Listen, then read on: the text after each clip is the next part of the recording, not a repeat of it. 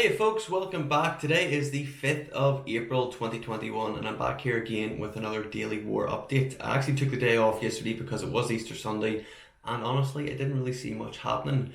But I'm back here again on today, the 5th of April, and I'm going to be talking to you today about a few different things. We're going to go for a wee different format today. So the first thing I really wanted to highlight to you is about this naval exercise that have been including like NATO members, and now India has actually joined in on this. Um, so this is about how to well, the theory is that it's about how to contain China in an Indo-Pacific battleground, which is why it's included the United States, Japan, Australia, and also India.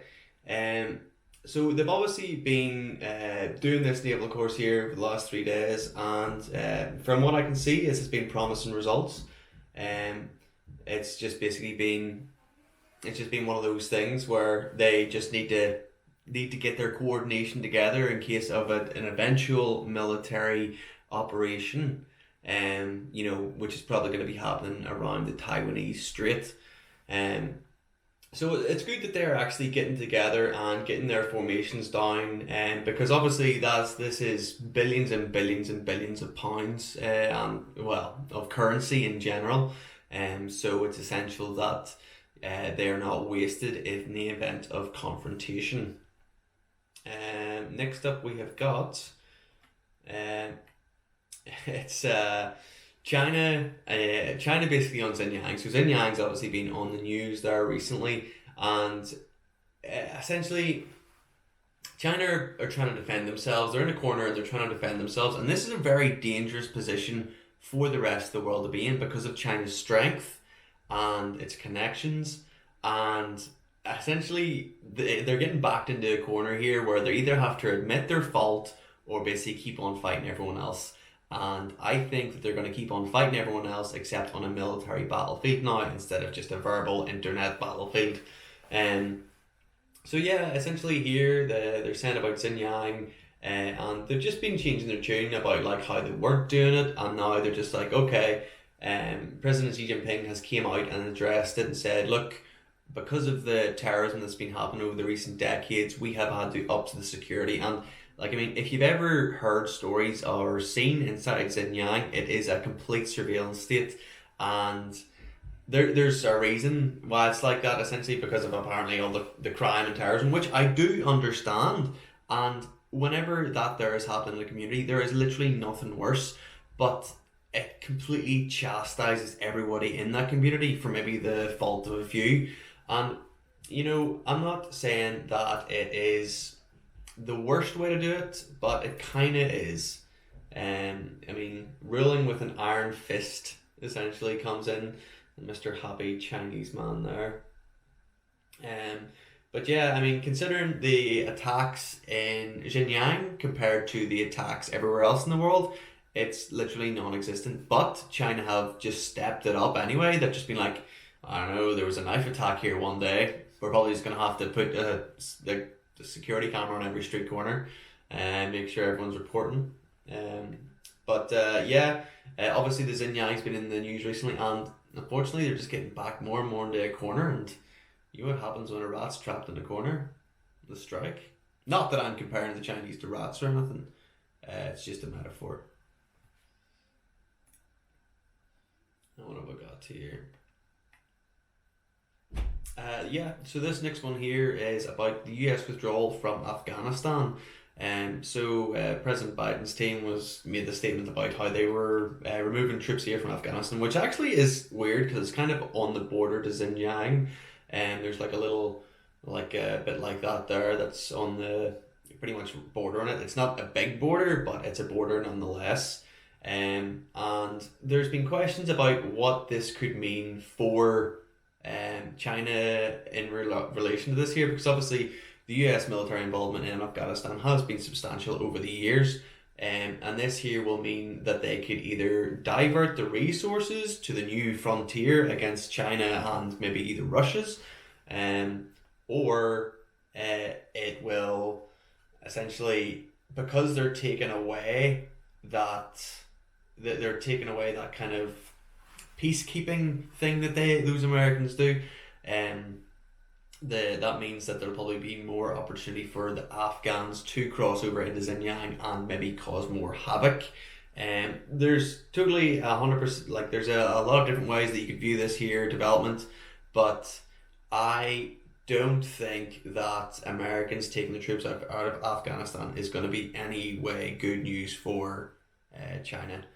But maybe that just means that they can have them control, have more control. Now we are on to the People's Daily news sources. So this is news from China's Republic, it's Propaganda Republic itself, and there's one article I just happened to come across here, and it was about the Prime Minister of North Macedonia meets with the Chinese defense chief. Now, the thing about this here is Macedonia, as a wee country, is just off. It's just like right beside Greece. And they have essentially taken huge amounts of money in loans from the CCP in the form of the Belt and Road Initiative to improve infrastructure in the country. Now, because they have been doing this and taken all the money from them, they are naturally going to be quite allied to the Chinese. Now, in the idea that if it does come down to a battle, the Chinese, I imagine, will expect Macedonia, even though their forces aren't exactly formidable, they will expect them to be on their side just because of the amount of money that they have been pumping into them over the last couple of years, which is actually one of the smartest things that the Belt and Road Initiative is used for. And as you can see here, let's see if we can find it. Oh yeah, so Wei briefed them on China's epidemic prevention and control, economic and social development, and China-US relations, while clarifying China's principled position on the Taiwan question and issues related to Hong Kong and Xinjiang. Roughly translating to me as, okay, this is our party goals here. These have to align with your goals, or else we're going to stop giving you money, and we want to count on your support in the event of a World War III scenario. Can we do it? Here's a check. That's what I get from that there. Now, there's probably a lot more sophisticated debate on this here. However, from just glancing at this here and having a reread about what it entails, I think that is the case. Then this one here is a bit of a random one. This here is about the DPRK, which is North Korea, and apparently they fired an unidentified projectile into the East Sea. Now, North Korea are still a wild card in this here, but they could end up being one of the most crucial countries in this whole game, because, I mean, nobody really trusts North Korea. Nobody really knows what to do with North Korea.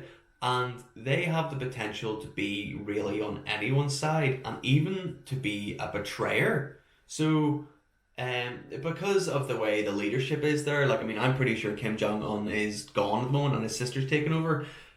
But the way that it is there at the moment, I'm kind of expecting them to be just a wild card. You don't really know what side they're going to be on.